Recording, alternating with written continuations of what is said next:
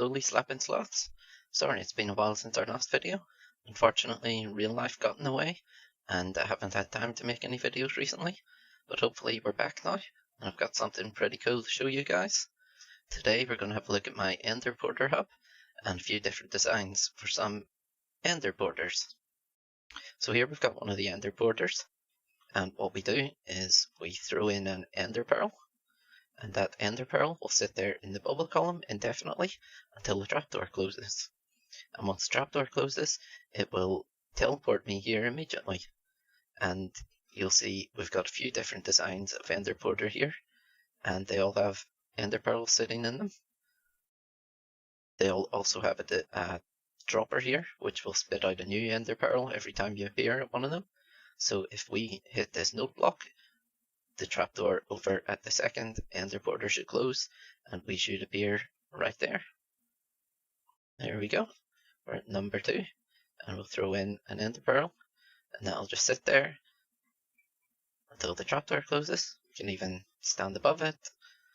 We won't pick it up. It'll just wait for us. Oops.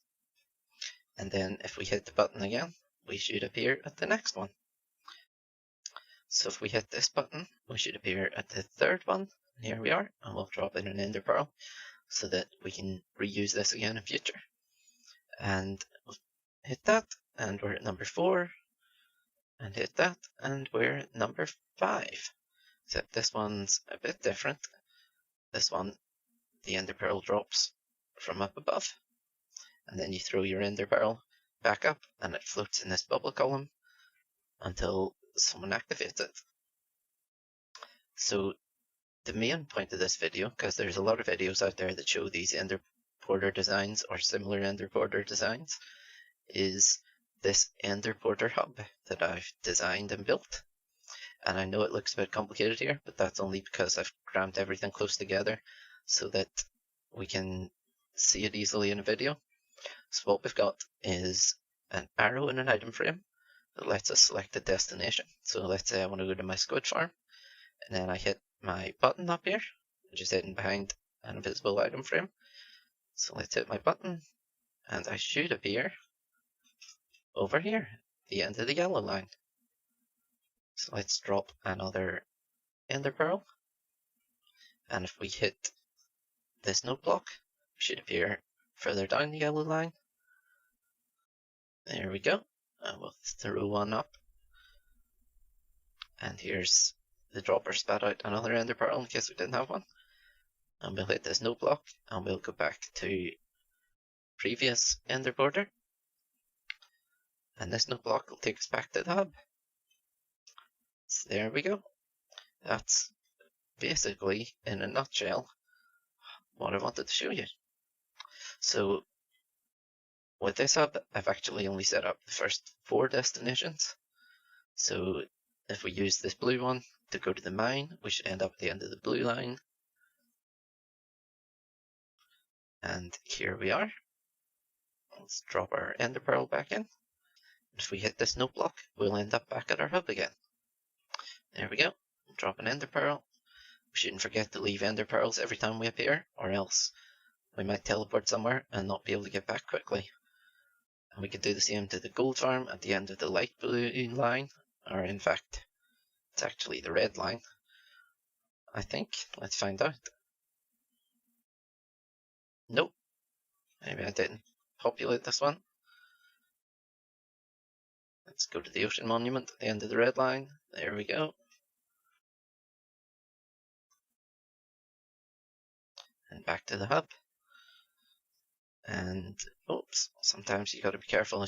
You need to throw your Ender Pearl straight down, or it can bump into the side and make you teleport into the water. And our flower farm at the end of the purple line. Here we are. Oops, appeared in the water.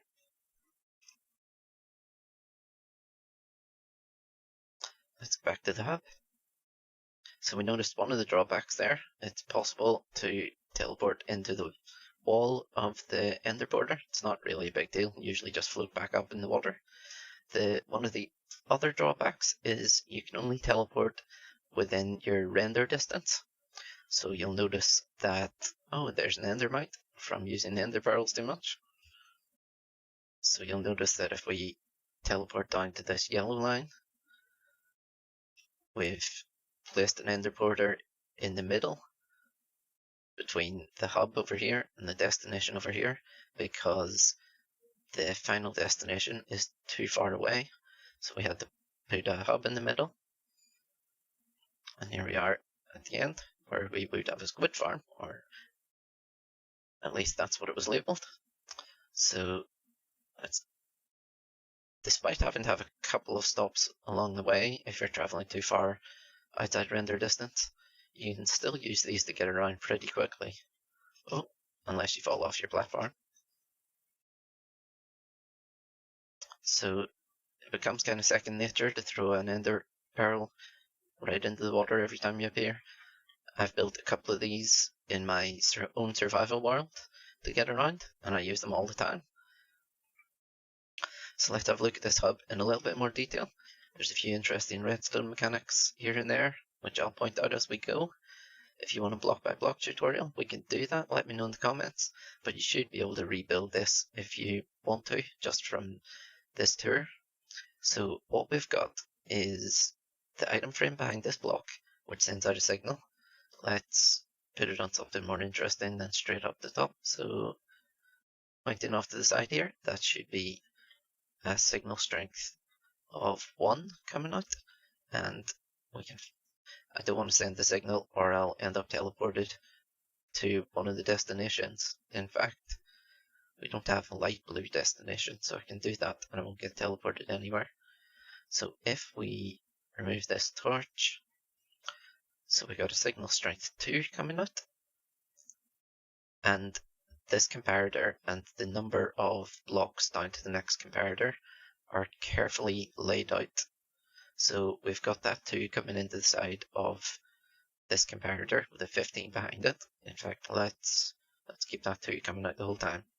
So we get 13 coming out here. Then by the time we get down to the next one with another 15 behind it, both of them on subtract mode, we're effectively inverting the signal again, and we get a 7 coming out of this one, which means that by the time we get to the bottom, we get a 2 again. And I'm going to break the signal here so that I don't get teleported, and I'll change the arrow a few times. That should be 3. So we've got 3 coming out here. It gets inverted here by the redstone torch and the subtract mode on the comparator, so we get a 12. And then we come down and we've got the next redstone torch and comparator on subtract mode, and by the time we get to the bottom we've got 3 again. So the important thing here is that I wanted to get the signal underground, because I obviously don't want to see all this redstone wiring. This is all buried underground, but we need to get the same signal strength from the arrow. Let's put it back to one that's not going to send me anywhere. So we want to get the same signal strength at the bottom as we have at the top. So that's why we've got these comparators on subtract mode like this. And it means that by the time we get to the bottom, we get 7 again here. So that goes through this comparator, and that retains the 7 strength, and it goes into these interesting things, which are effectively signal strength decoders. And I can't remember whose video I first saw these in. I think it might have been a MyZuma video, and if so, I will try and dig out the link for that and put it in the description. So these light up depending on the signal strength. So if we've got a 7 coming in here, this is the first one, it's not going to light up. This one's not lighting up, and so on until we get to number 7. And this one lights up. So we've got 1, 2, 3, 4, 5, 6, sorry, 7. I missed the count at the start. 1, 2, 3, 4, 5, 6, 7. Number 7 lights up. And that means you would take a signal from number 7 here, the same way here's number 5. If number 5 was lit up, the signal would be pulled out and head off on over to the EnderPorter station that we want to activate. And the next interesting bit of redstone, so we've already had a look at the first couple, the arrow power being kept the same right down at the bottom, underground, where we can hide all this stuff, we've got the signal strength decoders here, so that the only one that will get activated is the one that the arrow's pointing at.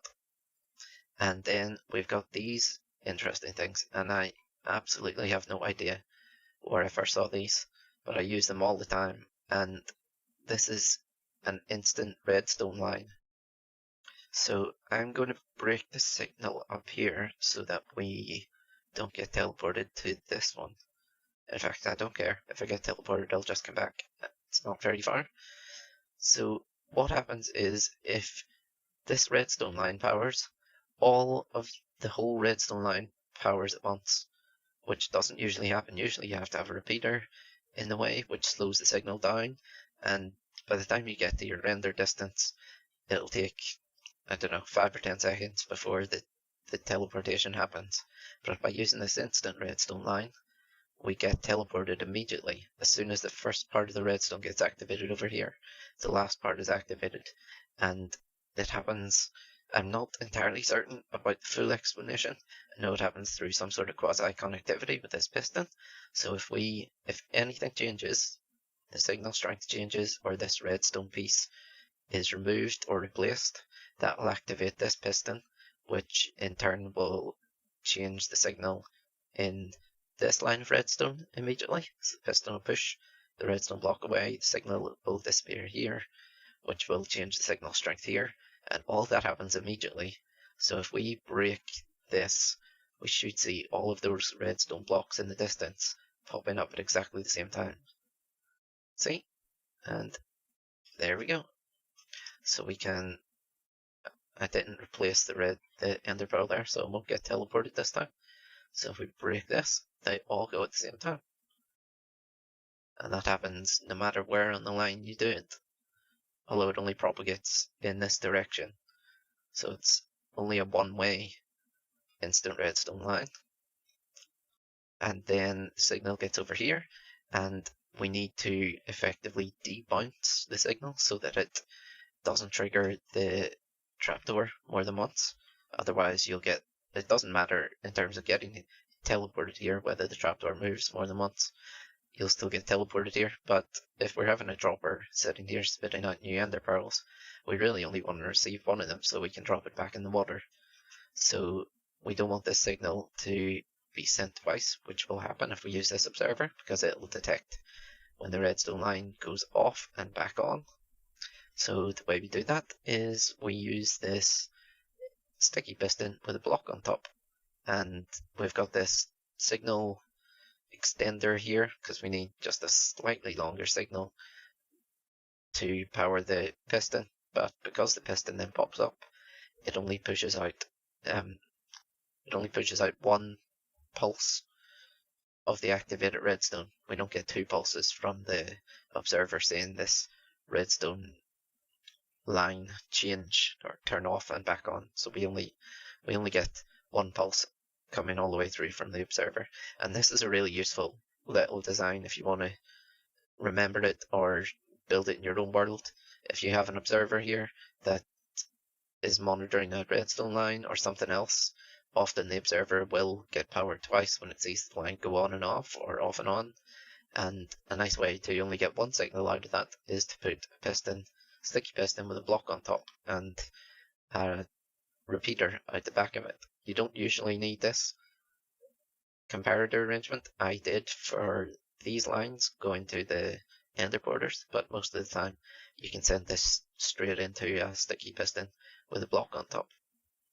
And over here at the EnderPorter, this is pretty much the standard EnderPorter design that you'll see. So the redstone signal comes in, it's going to unpower this redstone torch, which is currently holding the trapdoor open. It'll also power this dropper, which spits out ender pearl to us. And to come back, we just use a node block with an observer under it, which triggers another instant redstone line, which brings us all the way back to the hub again. And all of the lines coming back to the hub, they connect to the central line, which has a few more of these instant redstone line module things on them. So it's all instant all the way back to this point. And again, we use one of these signal debouncers so that we only get one signal coming through instead of two for the line going off and on. It's possible we don't actually need this one, but when I was building this, I noticed that the trapdoor was popping up and down a couple of times, and we were getting a couple of ender pearls spat out by the dropper underneath here. So in this design, the dropper is under the water, so you don't see any droppers outside, but you still need this dropper up here, which, so the signal comes up, hits this note block. The note block, on top of the note block is an observer.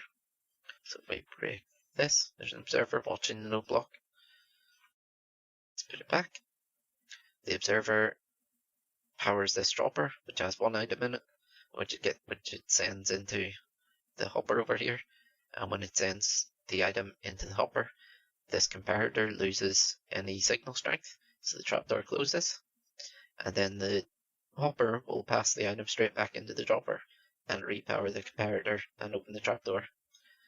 And at the same time, we have another observer pointing this way, monitoring the note block, and another couple of observers pointing to the dropper to spit out a new ender pearl. So that's our basic hub and spoke design. And like I said, I built a few of these in my own survival world. At the minute, I think I've only got 3 lines coming out of my hub, but I'll add more as I build more interesting things to travel to. It was a toss-up between an EnderPorter Hub or a piston bolt hub, and I've built piston bolts before, but never used an EnderPorter Hub, so for the time being, we're sticking with that. And oops, over here, we've got a few other EnderPorter designs. So for all of these, I'm going to put the Litematica schematic in the description, and you'll be able to download the schematics for these and copy them into your own world or use them to build these in your own world. So the most interesting one is probably this overhead one.